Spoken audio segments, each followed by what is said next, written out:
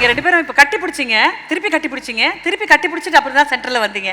கட்டிப்பிடி வைத்தியத்துல இருந்த விஷயங்கள் என்னன்னு கொஞ்சம் சொல்லுங்களேன் சார். இல்ல அண்ணன் தம்பி மேல ஒரு பாசம்.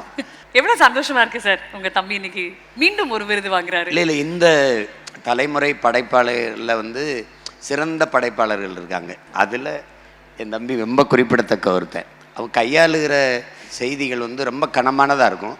சாதாரண ஆளுனா ரொம்ப தடுமாறிடுவாங்க. இந்த சின்ன வயசுல அவ்வளவு நேர்த்தியா ஒரு பிரச்சனைக்குரியதை பிரச்சனை இல்லாமல் கொண்டு போய் அதை தொடர்றதுங்கிறதுக்கு ஒரு பெரிய அது வேணும், முதிர்ச்சி வேணும்.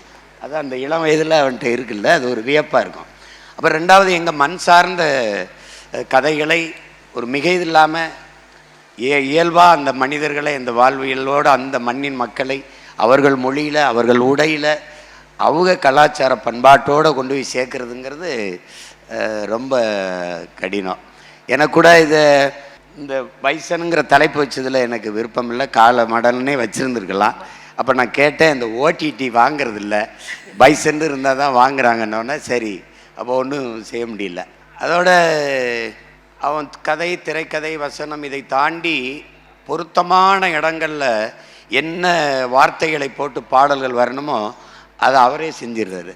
அது வந்து உங்களுக்கு தெரியும், எல்லா படத்துலையுமே கர்ணன்லையும் சரி, பரியேறும் பெருமாளும் சரி, இந்த பைசன்லும் சரி.